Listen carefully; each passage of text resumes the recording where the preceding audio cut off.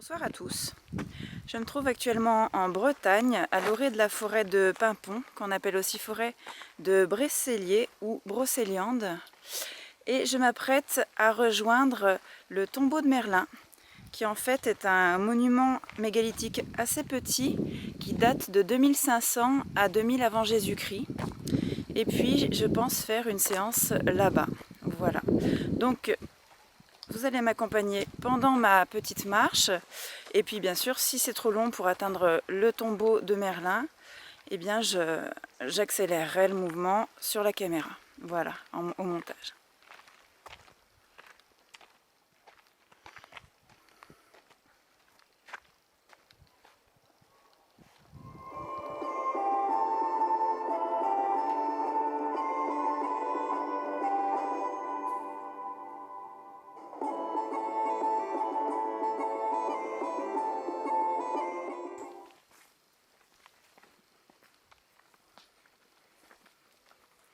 Alors là, je longe un champ, donc je suis vraiment en bordure de la forêt. Et après, je vais bien sûr me mettre à couvert des arbres. Il faut savoir que je suis déjà venue voir il y a 7 ans environ le tombeau de Merlin, mais à l'époque, j'avais pas ma chaîne. Et donc, je n'ai pas fait de vidéo à cette époque-là. Chose que je regrette bien avec le recul, mais bon, c'est comme ça. Hein. Et c'est pour ça que je suis de retour pour faire cette enquête.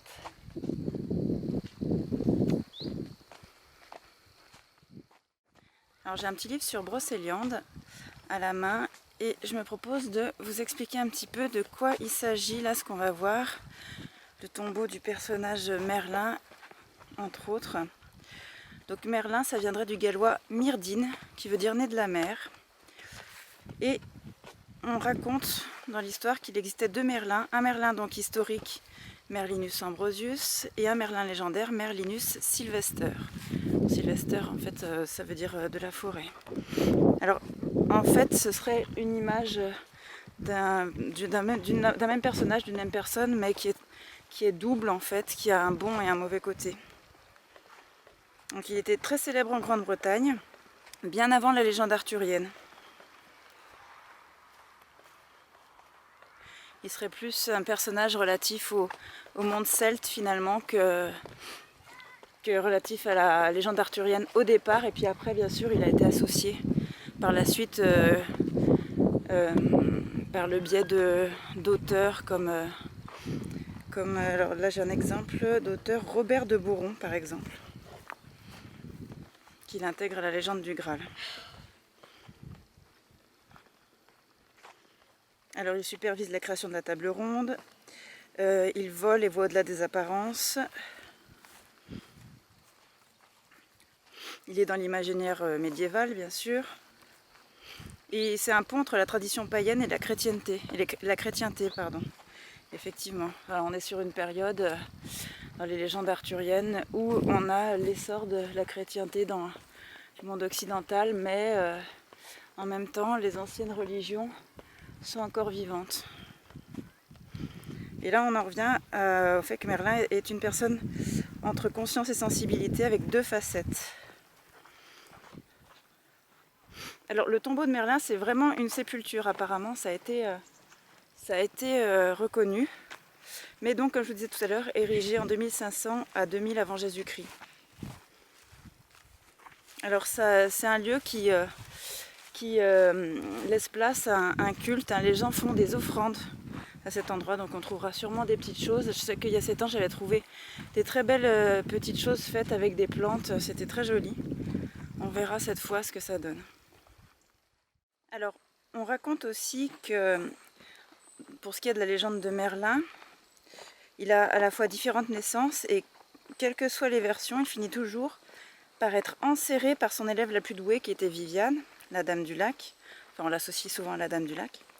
Et les deux pierres qui subsistent montrent qu'il n'est pas vraiment enfermé parce que c'est deux menhirs, l'un appuyé sur l'autre, mais liés à cet autre côté de lui-même. Donc on est encore sur ce côté double qu'avait Merlin, et c'est pour ça que ce monument mégalithique enfin mégalithique, il est plutôt petit finalement, mais ce monument préhistorique il lui est dédié. Alors à tort ou à raison on ne sait pas, mais c'est parce qu'il y a 2 pierres pour le côté double du personnage. Voilà.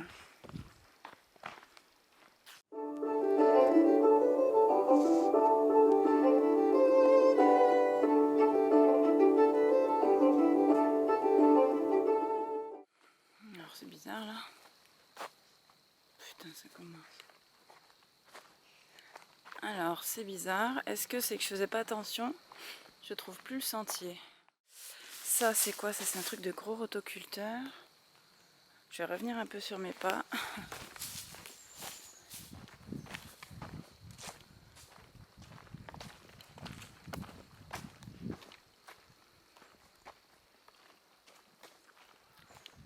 Alors j'ai dû manquer l'indication.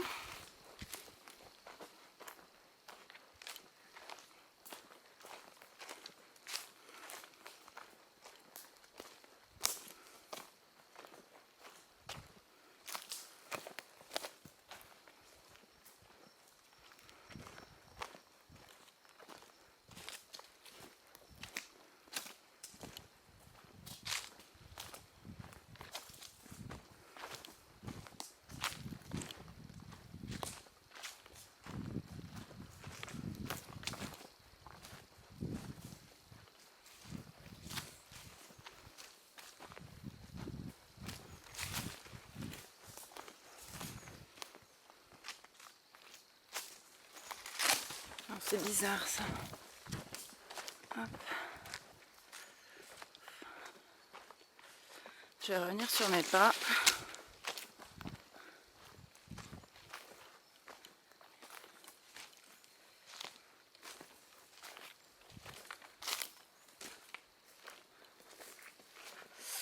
Il me semble que je suis venue de par là.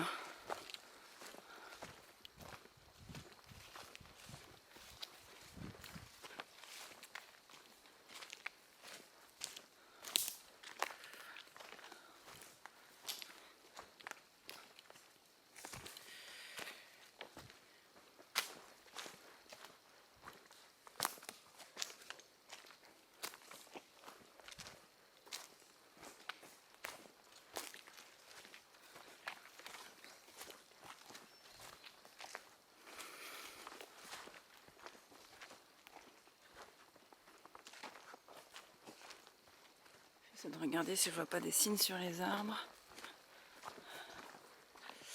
Au passage.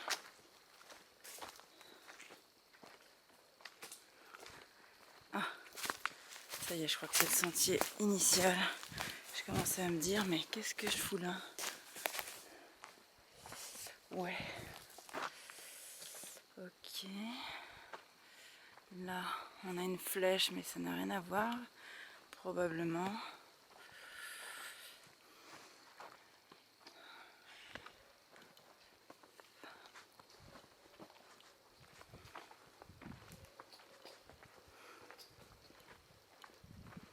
Je vais voir cette flèche, est-ce que c'est de plus près quand même? Il y a une flèche sur l'arbre. Bon, c'est juste une flèche. C'est pas très clair tout ça.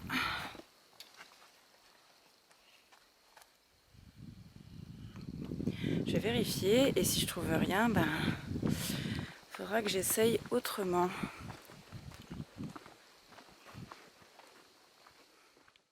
Alors, je suis arrivée là et après c'est là que je me suis dit mais faut aller où? Là j'ai rien vu sur les arbres en tout cas pour l'instant.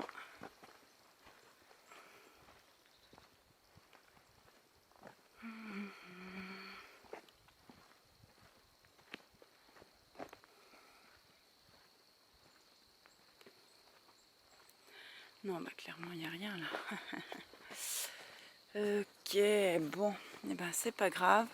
Je vais passer par un autre côté, là-bas ça descend. Bon, par là il n'y avait rien à gauche, je vais voir juste le chemin qui descend et si c'est pas ça, eh bien j'irai sur une autre zone. Intéressante aussi, je vous rassure. C'est pas ce qui manque ici. Alors qu'est-ce que c'est ça? Ce chemin là. Ça descend. Ah bah c'était là. Bon bah voilà, j'ai retrouvé le chemin. Sauvé. Bah, il était très mal indiqué. Hein. Je me repère, si jamais vous venez, aux petites bandes sur les arbres, regardez. La jaune et la rouge, c'est ce chemin-là, normalement. Après, on n'est pas... Hein, faut faire attention aux surprises, hein, parce que vous voyez, rien que là. Alors, circuit du chêne des Indrés, c'est pas celui-là que je veux faire. Attendez, je vérifie, mais normalement, c'est l'autre. J'ai mon petit topo guide aussi, hein, toujours aller avec le chemin, c'est quand même... Comme ça, on est plus sûr d'arriver à destination. Alors... la boucle désigne le carrefour, balisage, nanana. Ouais, c'est pas la même boucle, c'est la grande. Et sinon, c'est... Ouais, c'est ça. Circuit, nanana. Non, donc c'est bon, je prends pas celui-là, je vais en bas, là on descend. Alors on descend dans le lieu qu'on appelle le Val sans retour. Pour ceux qui ont lu des livres de Chrétien de Troyes sur la quête du Graal et la table ronde et la légende arthurienne, le Val sans retour, si je ne me trompe pas, c'est un épisode... Alors est-ce que c'est avec Perceval? À vérifier quand même. Et là donc, on est dans l'endroit qui s'appelle le Val sans retour. Donc on s'y enfonce petit à petit. Là je suis en pleine descente justement.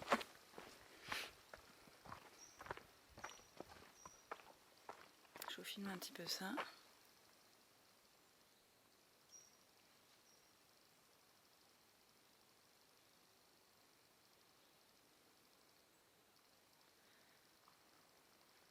Ça commence à être très joli. Hein.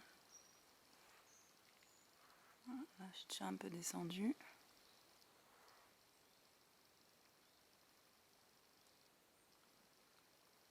Voilà. Allez, on continue.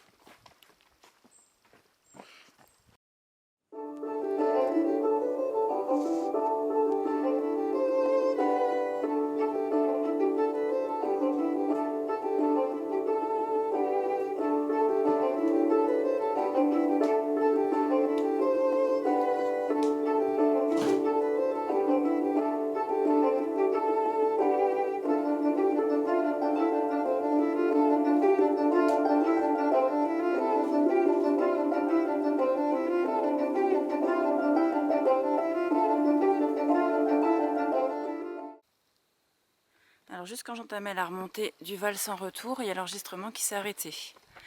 Donc je le relance. Ça grimpe.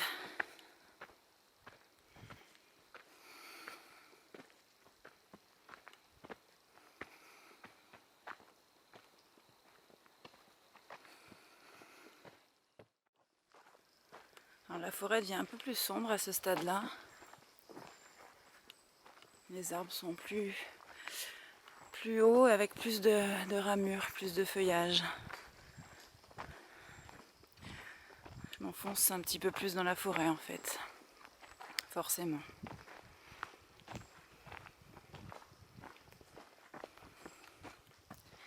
Ah, il y a un large chemin là. Allez, c'est par là.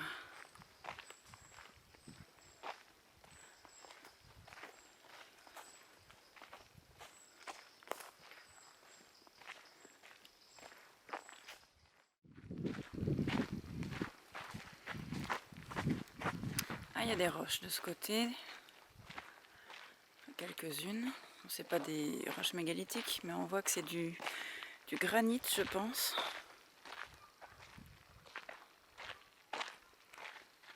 Ah, il y a un parking. S'il y a un parking, c'est peut-être qu'on n'est pas loin de l'édifice, on va voir.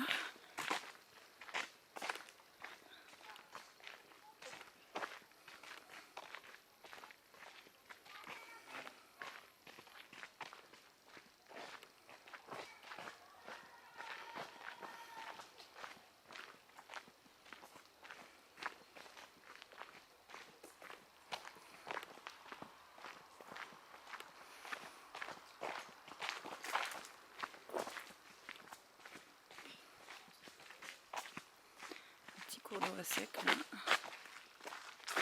Pratiquement plus d'eau. Et là on voit bien que l'eau est orange. Regardez un peu ça, je vous ai pas menti.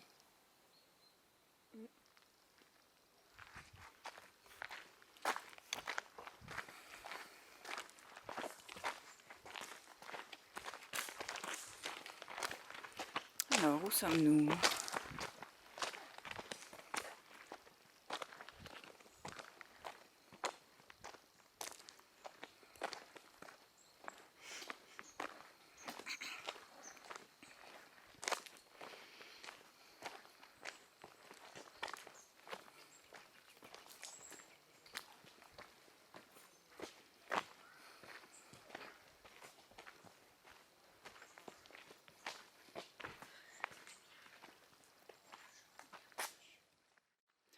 Donc la forêt domaniale de Pimpon, regardez.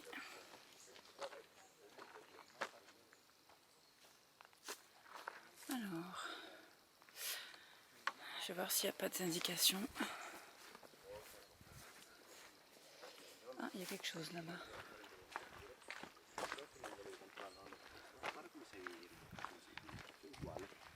Ah, si. Voilà une affiche qui me plaît. C'est écrit, donc, le tombeau de Merlin et la fontaine de Jouvence. Bien. Ok. Suivre ce pictogramme, bien sûr. Je vais vous faire un focus comme ça. Vous pourrez mettre la pause si vous voulez avoir plus de détails. Une allée couverte, donc, mégalithique, bien sûr. Hop. Ensuite, après ça, je vous ai expliqué un petit peu hein, avec mon guide.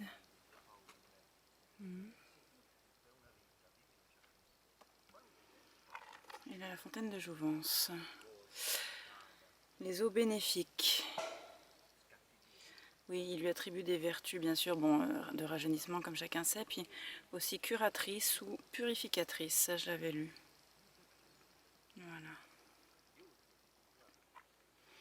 Et là, elle est couverte. Est-ce qu'elle est datée? Moi, c'est pareil, 2500 à 2000 avant Jésus-Christ, comme le tombeau de Merlin. Alors, et sinon? Ah, c'est par là. Je me disais, je vois plus. Ah, ça y est, je vois les signes, on continue.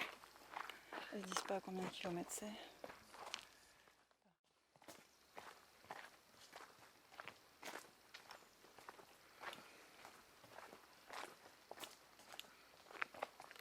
Ça y est, il y a quelque chose là. Ah, super. L'enserrement de Merlin. C'est en forêt de Brocéliande que Merlin tombe amoureux de Viviane. Au fil de leur rencontre forestière, il livre à Viviane ses secrets. Lors de son dernier voyage, il lui dévoile même comment emprisonner un homme à tout jamais par un puissant sortilège. Et puis donc elle va s'en servir. Si cet enchantement a pu se dérouler autour du tombeau de Merlin, comment cela aurait été possible ailleurs en Brocéliande? Qu'en est-il de cet enserrement magique? Est-il fait de roches, d'air, de sentiments? Où sont ses limites? Les dalles du tombeau ou la lisière de la forêt? Et de quel amour s'agit-il? D'un amour égoïste, partagé, universel? Point d'interrogation. Voilà ce qu'ils nous écrivent. Et puis il y a ce texte aussi là. Je vous fais un zoom dessus. Voilà. Merlin dormit près d'un buisson d'aubépines. Viviane trace autour de lui un cercle avec sa guimpe. Long voile de tissu par 9 fois. La fée parcourt cette trajectoire pour achever son rite. Ainsi enferme-t-elle l'enchanteur dans un monde singulier, celui de leur amour. Bon, allez, allons voir ça. Je suis très contente de l'avoir trouvé. Parce que ça faisait 7 ans, ça remonte quand même. Regardez.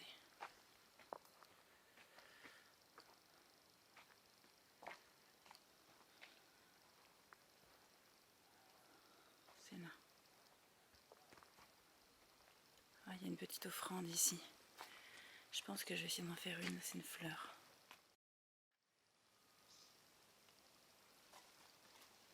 Faisons le tour, attendez. Hop.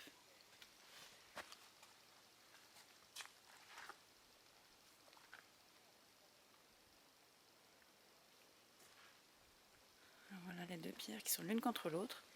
2500 ans avant Jésus-Christ, je le rappelle quand même. Et bien sûr, elles ont été placées là. Hein. Elles sont pas des pierres qui étaient là à l'origine. Dans mon livre où on voit que c'est plus un topo-guide d'ailleurs, ils prétendent que Merlin existait. Donc après, c'est des sources tellement anciennes que c'est dur à vérifier, mais il y a les deux écoles. Est-ce qu'il y a quelqu'un? Est-ce qu'il y a quelqu'un ici avec moi? Quelqu'un du monde de l'invisible? Si oui, est-ce que vous pouvez cogner 2 coups sur la pierre ou sur un arbre?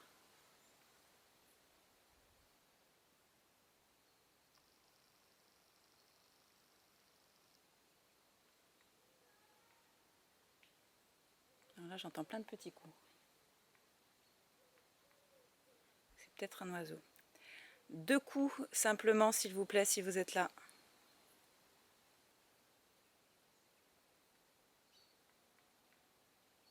J'entends plein de petits coups au loin. Est-ce qu'il s'agit bien du tombeau de Merlin? Si oui, tapez un coup. S'il vous plaît.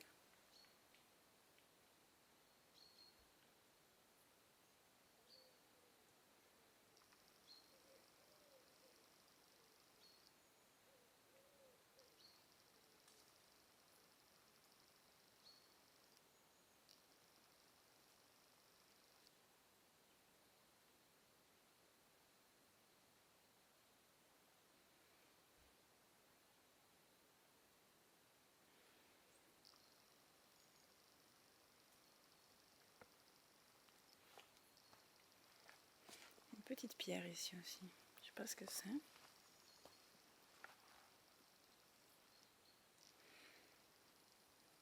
Alors, s'il ne s'agit pas du tombeau de Merlin, veuillez taper un coup maintenant, s'il vous plaît.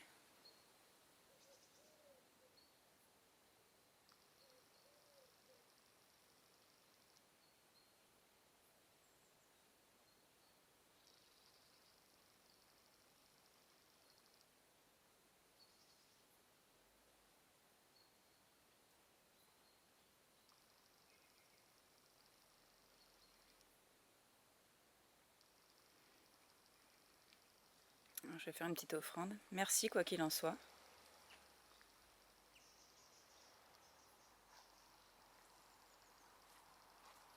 Alors, qu'est-ce que je pourrais prendre pour faire une petite offrande un peu jolie?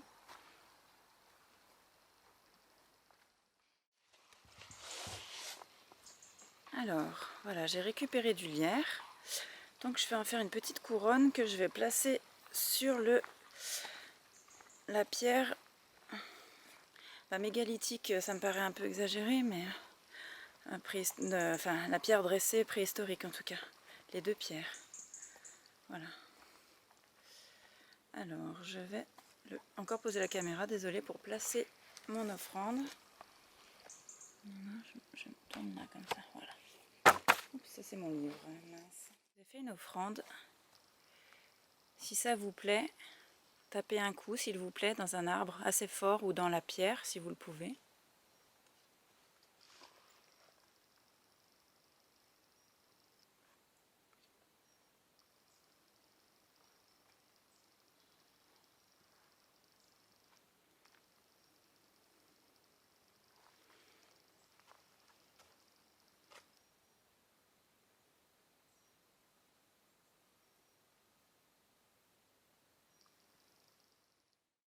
Alors, encore une fois, la caméra s'est arrêtée sans raison apparente.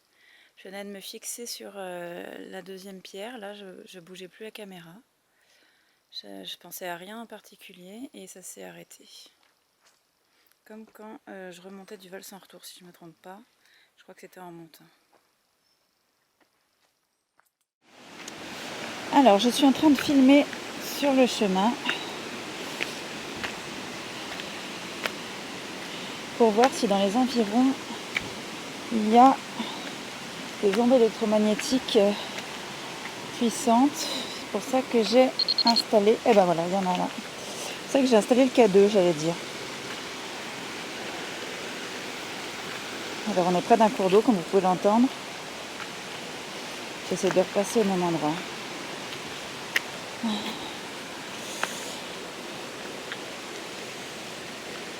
Non, ça ne le fait plus. Il y a quelqu'un? Est-ce que vous pouvez refaire marcher mon appareil comme vous venez de le faire? Si c'est vous, si c'est quelqu'un. Non, c'était peut-être... je ne sais pas. Je vais poursuivre. Toujours avec le cadeau en main. Je vais essayer de filmer les deux, mais c'est pas facile. Le cadeau plus la lampe. Là.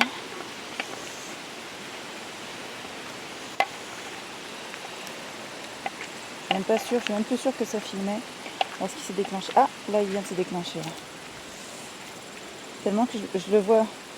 Mon appareil cache le cadeau, du coup ça se trouve il le faisait, mais j'avais entendu le bruit. Là il vient de le faire. Je repasse au même endroit. Je vais prendre un peu plus de recul. Bon, je vais filmer juste le K2. C'est quand même ça l'important pour le moment. Ah,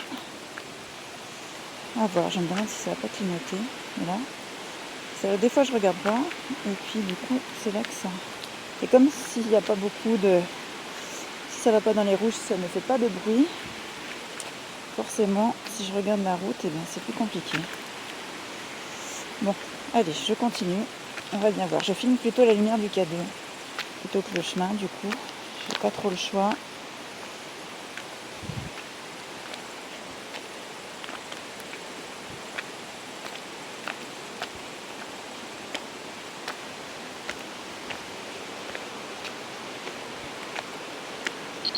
Ah, voilà, mais ça le refait.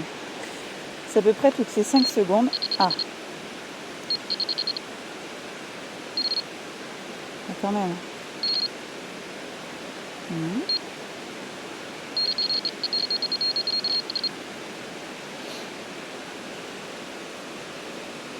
J'éloigne l'appareil pour voir.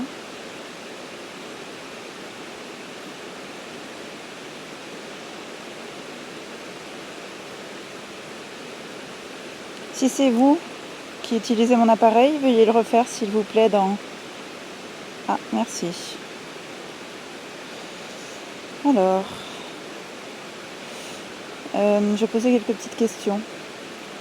Vous pourrez y répondre grâce à l'appareil. Je crois que vous avez compris. Êtes-vous un homme? Si oui, utilisez l'appareil.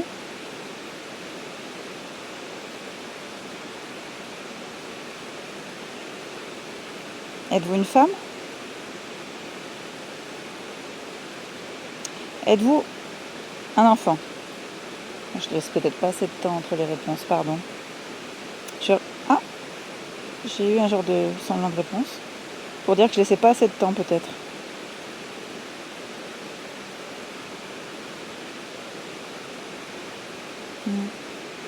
Ça doit être ça. Ça clignote. Alors c'est la première fois que ça clignote comme ça. Juste le deuxième point est vraiment à clignoter. Je ne l'avais jamais fait avant. Alors je vais recommencer. Êtes-vous un homme? Je patiente.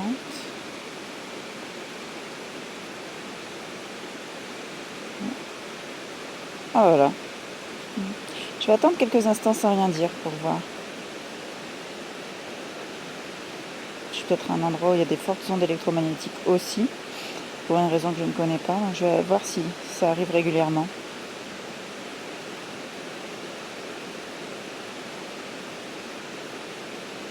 Que la machine se rallume.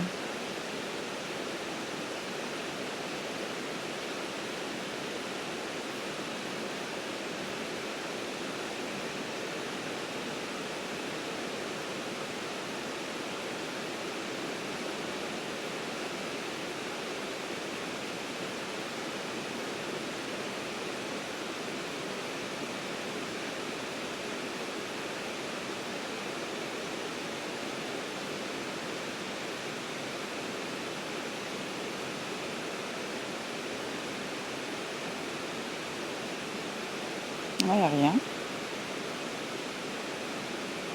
C'est vous qui avez utilisé, c'est la dernière fois que je vous demande, je suis désolée d'insister, mais si c'est vous qui avez utilisé la machine, veuillez le refaire s'il vous plaît dans les secondes qui viennent, comme ça je serai certaine.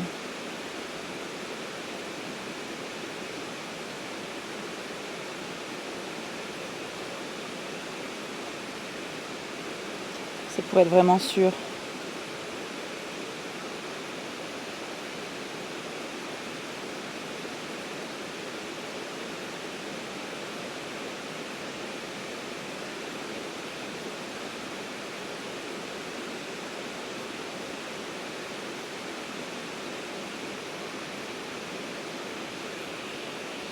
Est-ce que vous avez utilisé ma machine à l'instant ou est-ce que c'est juste le hasard?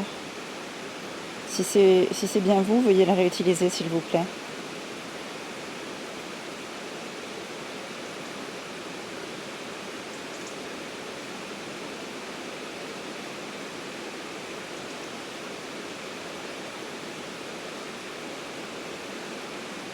Ah, merci.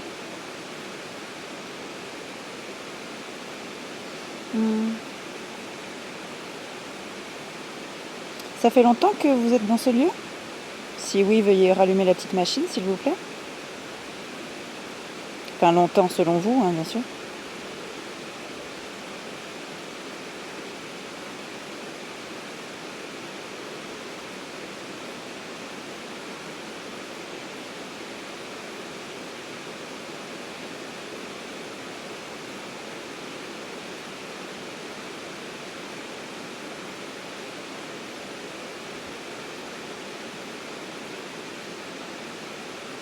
Est-ce que vous êtes peut-être mort ici? Si c'est le cas, veuillez allumer la machine ici ou dans les environs.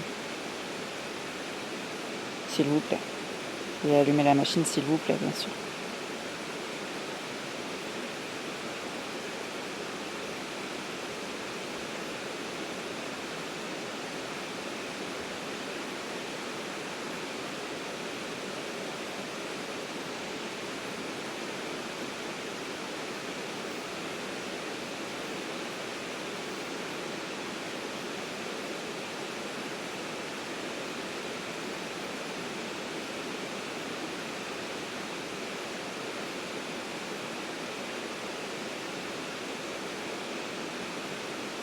Alors, ce que je vais faire, c'est que je vais peut-être m'éloigner du bruit ambiant de l'eau qui coule et je vais me placer de manière à mettre une petite radio pour que vous puissiez éventuellement vous exprimer s'il y a lieu.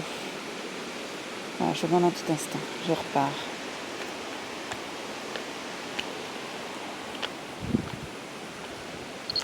Ah, encore des ondes, mais toutes les 2 secondes, ça fait des ondes. Enfin, toutes les 2 secondes, j'exagère. Mais le long du chemin, quoi. Je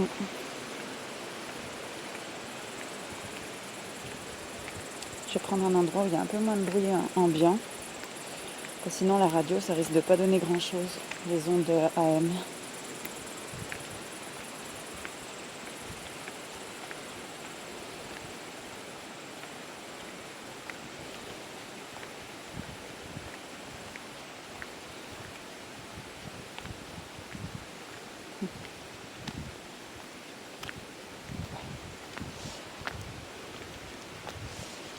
Là, c'est un peu mieux.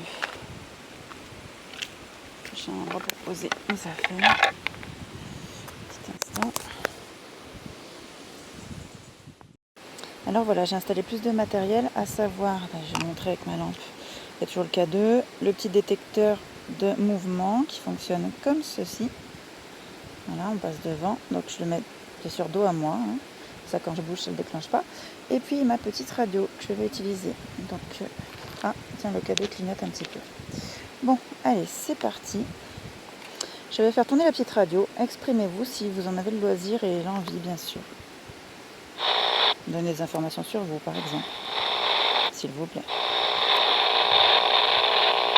Voilà, le petit, ah voilà, il s'éteint, le petit détecteur mouvement.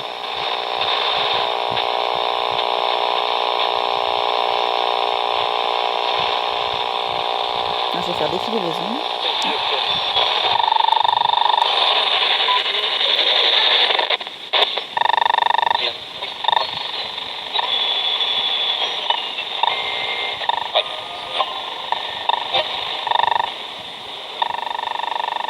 Un peu plus loin. Pas interférer.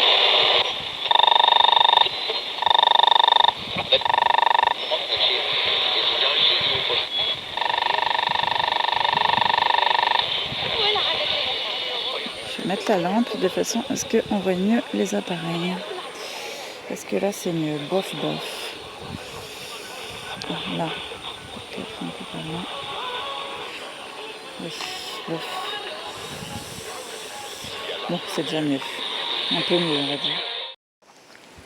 Voilà, je filme à nouveau parce que mon appareil s'est coupé. Hop, je rallume la lumière. Et j'essaie de la replacer à peu près de façon à ce qu'on voit un petit peu les machines. Et c'est reparti pour la petite radio, donc qui est ici dans ma main. Alors, excusez-moi pour cette interruption. Ah, le détecteur de mouvement se met en marche. Regardez, j'enlève la lampe pour que vous voyez bien. Voilà. Hop, il s'est allumé. Alors, c'est pas exclu qu'il y ait des insectes, hein, je suis un peu nature, mais on verra. Voilà, si c'est vous, eh bien, vous pouvez attendre que le détecteur s'éteigne et le rallumer aussitôt, ce serait parfait pour exprimer clairement votre présence. Merci. El próximo 31 de octubre cumplirá 17, es hispano-guineano. Si vous pouvez rallumer le détecteur de mouvement, ce serait très clair comme ça. S'il vous plaît. Un peu de son quand même.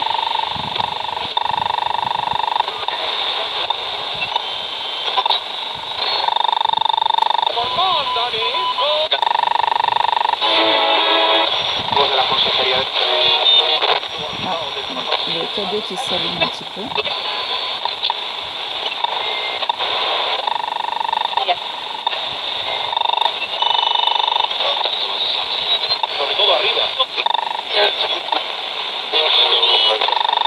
Voilà. C'était plutôt le détecteur de mouvement. C'est possible que je demandais si le cadeau, c'est vrai qu'il a bien fonctionné. Mais du coup le détecteur de mouvement là vient de s'allumer. J'aurais voulu savoir si ça avait un rapport ou pas. Ça aurait été bien. Si vous pouviez le ramener. Éventuellement. O aproximado.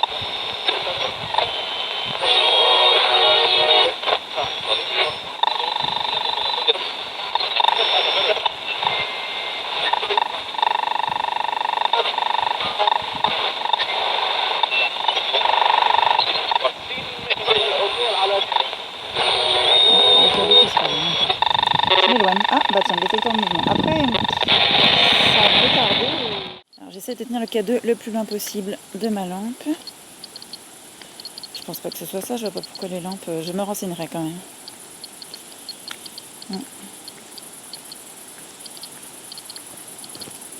Alors là, il s'arrête plus. J'essaie de tenir encore plus loin. Ah, là il le fait, mais un peu moins fort. Plus loin. Ah non, il repart un petit peu dans les rouges. Pourtant, je me suis mis encore un peu plus loin. Je sais pas. Mais bon, là quand même, il s'est un peu calmé. Après, j'ai changé d'endroit aussi. Là, je marche d'un bon pas. Ah, et ça revient. Je m'éloigne.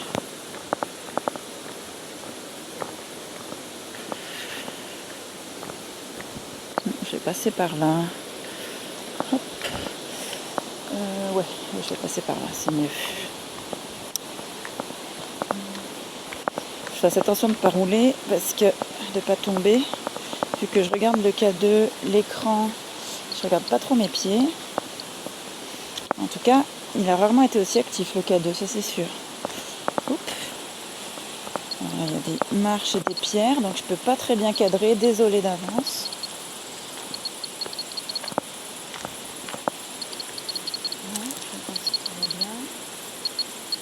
Ça a l'air d'aller. Et on continue.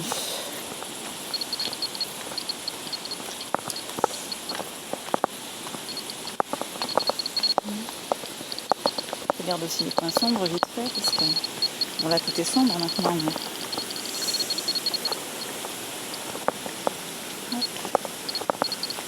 Voilà. Allez, j'essaie de me tenir plus loin. Voir s'il y a une différence.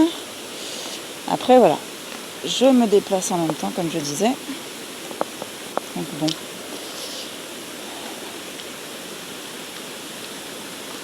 Bon, en tout cas merci hein, si vous vous êtes exprimé.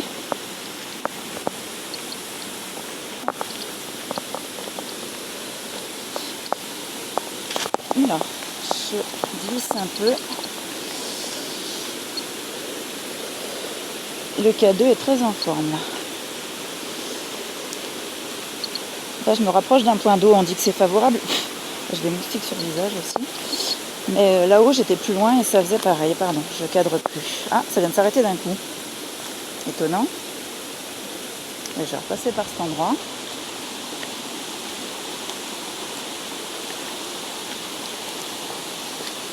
Si c'était vous, veuillez le rallumer s'il vous plaît, le K2. Parce que ça vient de s'arrêter d'un coup, alors je ne comprends pas forcément. C'est pas évident. Là, ça fait plus rien. Je suis au même endroit. Je suis légèrement montée. Ah, là ça remarche.